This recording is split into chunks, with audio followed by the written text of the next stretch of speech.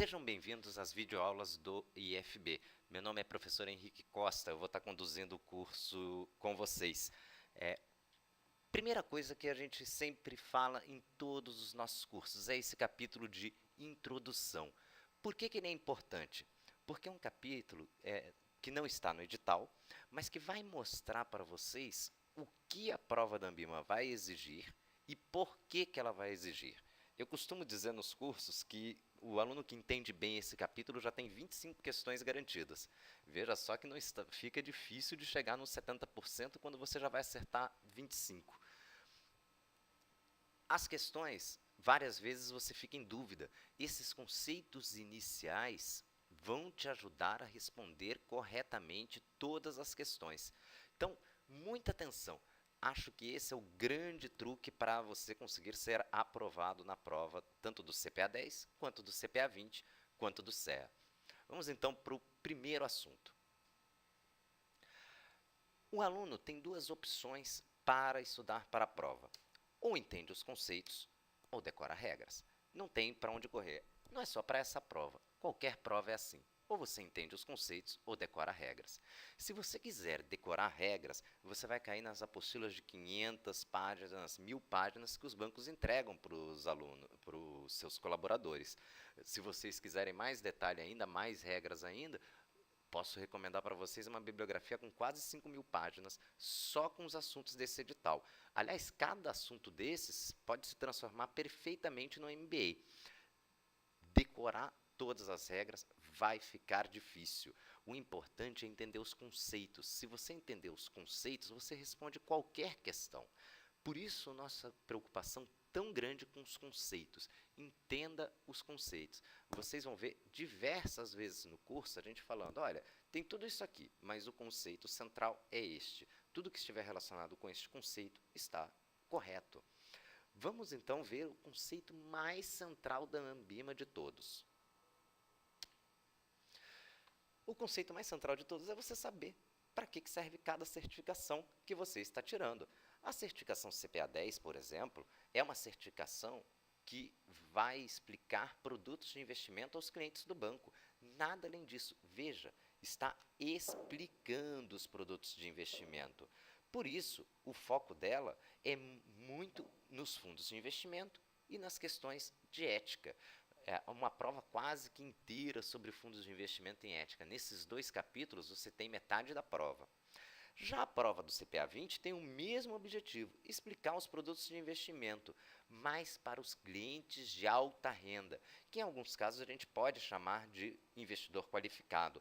Daí, além dos fundos de investimento, esse cliente tem mais interesse pelos produtos de investimento disponíveis no mercado de capitais.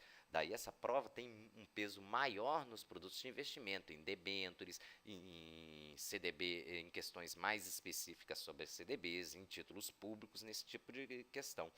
E sobre tributação. Afinal, para um investidor de alta renda, qualquer 0,1 de diferença na tributação é bastante relevante.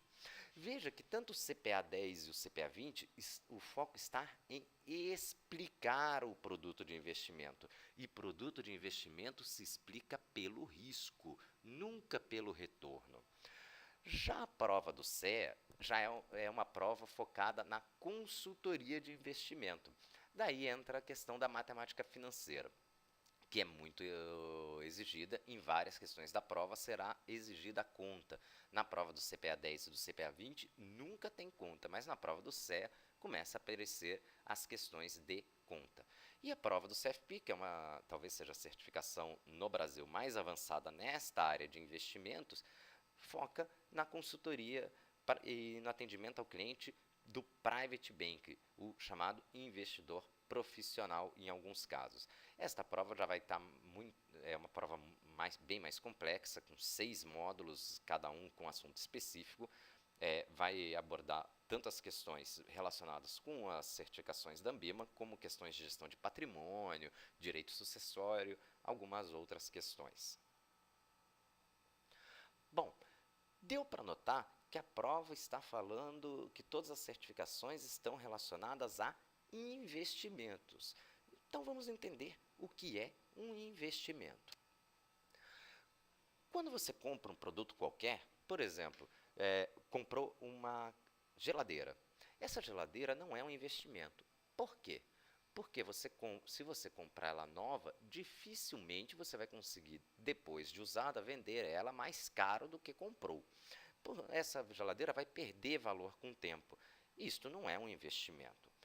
Já se você comprar um imóvel, isto pode ser entendido como um investimento. Por quê? Porque você pode comprar um imóvel novo hoje, por exemplo, por 100 mil reais, e daqui a 10 anos vendê-lo por 150 mil reais.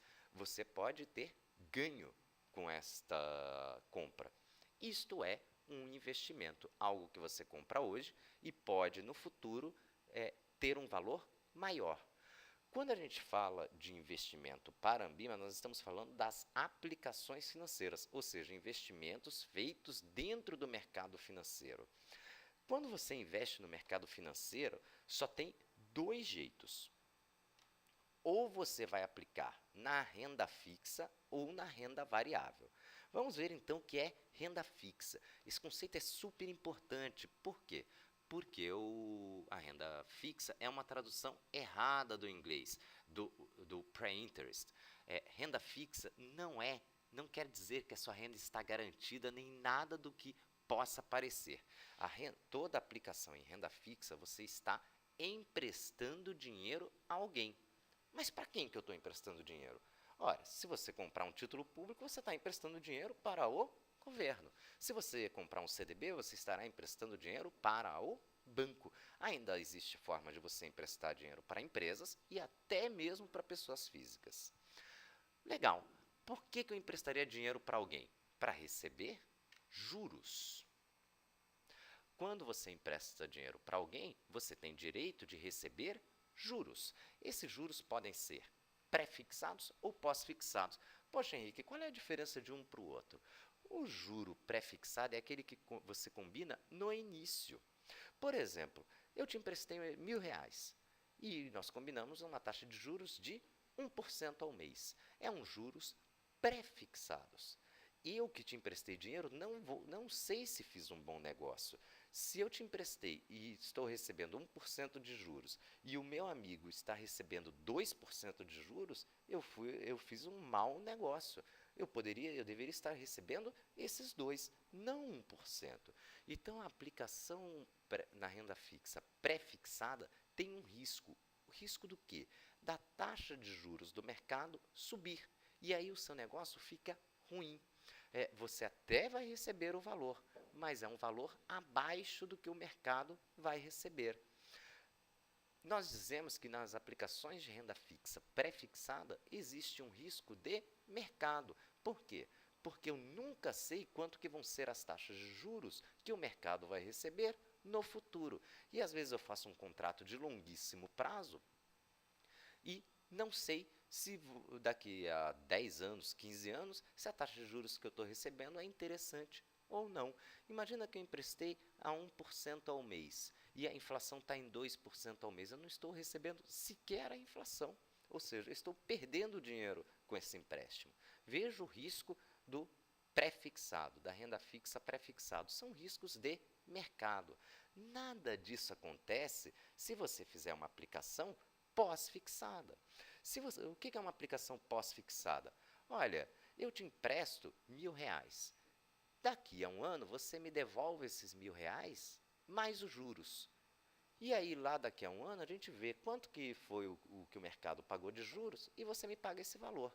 Repara que eu sempre vou ganhar igual ao mercado. Não tem como eu ganhar menos do que o mercado. Também não tem como eu ganhar mais. É isso que traz segurança nas aplicações pós-fixadas. Eu não dependo mais de uma aposta que eu faço hoje. Eu posso agora esperar o futuro chegar e quando chegar o futuro, eu vejo quanto que é justo eu receber. As aplicações pós-fixadas, eu perco a noção de quanto que eu vou receber no futuro. Mas, por outro lado, eu tenho uma certeza. Eu nunca vou receber menos do que o mercado. Nas aplicações de renda fixa, quando você empresta dinheiro para alguém, qual é o seu grande problema? O seu grande problema é você tomar um calote, não receber esse empréstimo. É o que a gente chama de risco de crédito. Então, na renda fixa, nós já vimos dois riscos. Um risco de mercado na taxa de juros pré-fixados. Se a taxa de juros subir, eu vou ter um negócio ruim, vou receber menos do que o mercado, posso até perder da inflação. E o pior, se eu quiser me desfazer desse título no meio do caminho, eu vou ter que vender ele com desconto, porque o meu negócio é ruim. Se o meu negócio é ruim, eu tenho que dar um desconto para conseguir vender ele para alguém. Ninguém consegue vender um negócio ruim sem desconto. Por outro lado, quando os juros caem, eu passo a receber mais do que o mercado. Aí eu tenho um negócio bom. Quando você tem um negócio bom e vai vender para alguém, você consegue vender por um preço mais alto. É o que a gente chama de ágio. A aplicação pré-fixada tem esse risco. Antes do vencimento, eu ainda posso ter perda, porque eu vou ter que dar um desconto para vender para sair de uma aplicação que é ruim. No pós-fixado, esse risco de mercado cai consideravelmente. Nós vamos explorar isso com bastante detalhe durante o curso, de várias formas diferentes. Só estou dando uma introdução. Veja que a renda fixa, apesar do nome renda fixa, pouco tem a ver com a noção de que sempre se ganha. O que você está fazendo na renda fixa é emprestando dinheiro para alguém. E aí isso você pode receber juros pré ou pós-fixados. Se forem pós-fixados, você vai receber de acordo com o mercado. Se forem pré-fixados, você vai fazer uma aposta hoje, acreditando que isso vai ser um bom negócio no futuro. E o risco predominante nesse tipo de operação é você tomar um calote. Por isso, isso aqui está nesta ordem. O melhor pagador de todos é o governo. Muito difícil deixar de receber do governo, porque o governo é o dono da máquina de dinheiro. Se ele não tiver dinheiro, ele pode a qualquer momento imprimir. Os bancos também têm muito dinheiro. Difícil eles perderem dinheiro. Já as empresas, as pessoas físicas já têm um pouco mais de risco. Outra aplicação importante é na renda variável.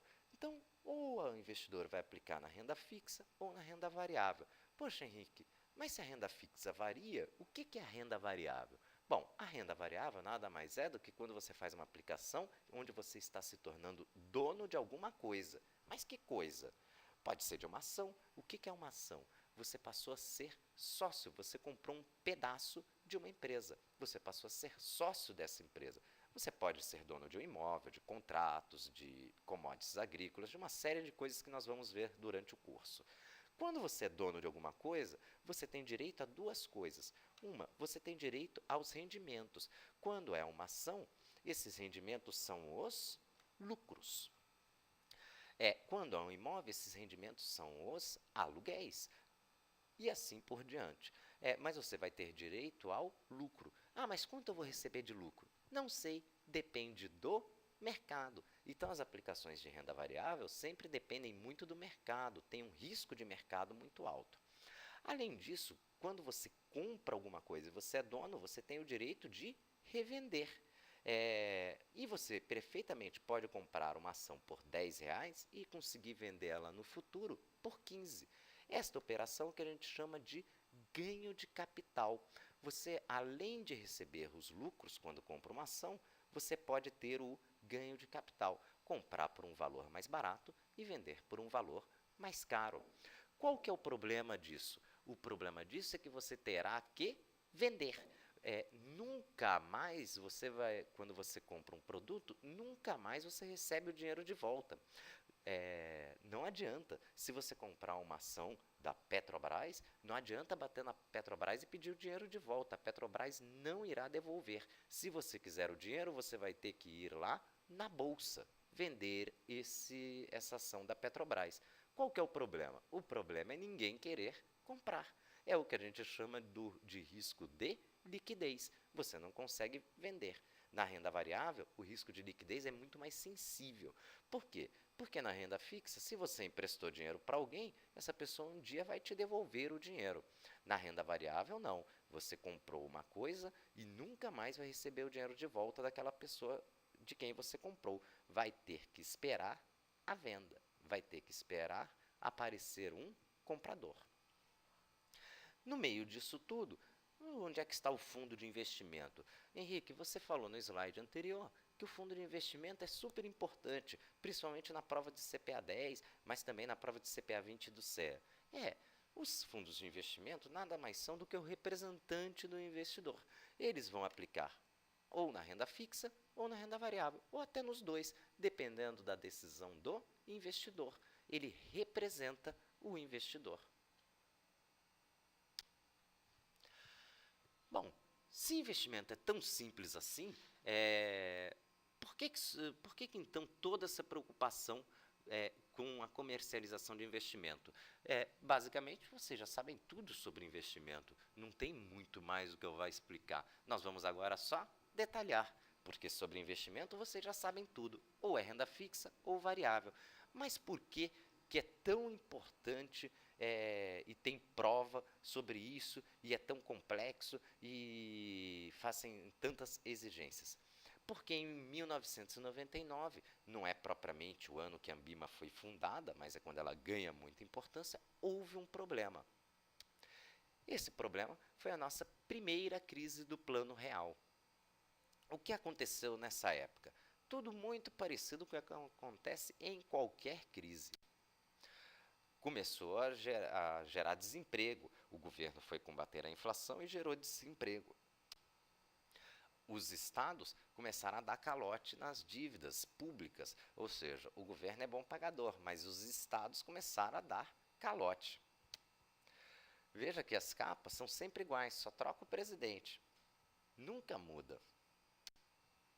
E aí, uma coisa natural de todas as crises, o dólar dispara. Nessa época aqui, o dólar foi de uma cotação de aproximadamente 1,20 para 2,20. Quando o dólar dispara, a inflação vem junto. A inflação sempre é um problema. Por quê? Porque empobrece a todos. Quando se tem muita inflação, a população vai empobrecendo. Daí, o Banco Central precisa tomar atitudes. A mais comum delas é aumentar a tal da taxa Selic. O que é a taxa Selic? É a taxa de juros que o governo paga quando pega dinheiro emprestado. Lembra que a gente já comentou, o governo é considerado o melhor pagador de todos. Então, se a taxa Selic sobe, todo mundo vai querer emprestar para o governo. E aí, não vai ter dinheiro para emprestar para as empresas e para as famílias consumirem. Se as famílias e as empresas não têm dinheiro para consumir, o consumo cai, as empresas começam a baixar o preço. Inflação controlada. Só que isso traz um problema. Quando o juro sobe, lembra que também nós falamos que as aplicações de renda fixa pré-fixada perdem valor. Elas vão ter que ser negociadas com desconto. Elas serão desvalorizadas. Quando sobe um pouquinho, cai um pouquinho. Imagina essa subida de 20% para 45%. Pois é, causou um grande estrago nos fundos de renda fixa. O investidor perdeu dinheiro na renda fixa. Imagina um investidor perder dinheiro na renda fixa. Ele não acredita. Ele acha que houve algum truque, algum problema com os bancos. E aí começou a realmente existir problema com os bancos. Veja, esses bancos não existem mais. Eles foram todos absorvidos na época, junto com a maioria dos bancos estaduais. Dada essa explicação toda, vamos aos objetivos da Ambima. Logo no primeiro slide eu falei para vocês podem entender alguns conceitos ou decorar regras. Se você não quer entender os conceitos que eu acabei de explicar, vamos ao que é mais importante decorar, que são os objetivos da Ambima. Isso não está em material nenhum, não faz parte do edital, mas te ajuda a responder questões que você não sabe. Primeiro, evitar que os investidores percam dinheiro por falta de conhecimento. Segundo, garantir que os bancos não escondam informações. Terceiro, não permitir que os clientes corram riscos se não estão dispostos a correr. Ou seja, o cliente não pode correr um risco que ele não está disposto. Se ele não quer perder dinheiro, ele tem que ir para uma aplicação conservadora, não basta só ele estar na renda fixa. Esses 3 primeiros objetivos estão linkados com a questão da transparência. A Ambima sempre está preocupada com a transparência, com boas práticas, com impedir que o mercado de investimentos seja manipulado por algum dos seus afiliados dos bancos. Tudo isso tem o foco de proteger o mercado, impedir que a indústria de investimentos, principalmente de fundos de investimento, sofra com danos à sua imagem, ou seja, investidores perdendo dinheiro, reclamando, abrindo processo na justiça. Uma outra preocupação é a questão da combate à lavagem de dinheiro. Como eu expliquei no início, investimento se analisa pelo risco, nunca pelo retorno. A preocupação da Ambima está com o risco, está em garantir que o investidor não perca um dinheiro que ele não está disposto a correr. Vocês vão ver várias alternativas falando de retorno. Estão todas erradas. A alternativa certa fala de risco. Não é para ter dúvida. Se você tiver ali, poxa, não sei qual é a resposta certa, a que está falando de retorno está errada. Porque o investimento se analisa sempre pelo risco, nunca pelo retorno. E dos riscos todos, o mais importante é esse aqui, é um risco de mercado. Quando o juro sobe, a renda fixa pré-fixada cai. Este é o risco que o investidor normalmente não sabe que está correndo. Porque perder dinheiro em ações ele sabe, perder dinheiro no mercado de câmbio ele sabe. O problema é perder dinheiro na renda fixa.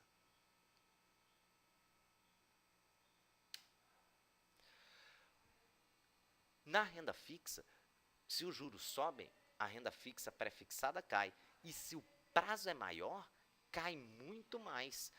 Imagina se se os juros sobem, mas você já vai receber o empréstimo daqui a um mês. Não é um problema grande, mas se você for receber o empréstimo daqui a 10 anos, aí sim é um problema grande. Outra questão é a questão de câmbio e mídia. Nunca é uma preocupação da Ambima. E aí uma dica que vale para todas as provas. Na dúvida, procura uma resposta mais completa, mais bem escrita, desde que ela não seja radical. Não use aquelas palavras somente, exatamente, sempre, nunca. Normalmente, o professor escreve bem a resposta certa, mas ele não usa palavras radicais, porque se houver uma exceção, a questão dele vai estar errada. Esse é o resumo dos capítulos da prova. Está na apostila de vocês, não precisa se preocupar. Essas questões variam um pouco, dependendo do momento, mas são essas as questões que nós vamos ver nos próximos... são esses os capítulos que nós vamos ver nos próximos vídeos. Lembrando que a partir de março de 2017, as provas começaram a incluir previdência, onde nós estimamos que serão umas 5 questões, e finanças comportamentais, que nós estimamos que serão umas 4 questões lá na prova de CPA 20.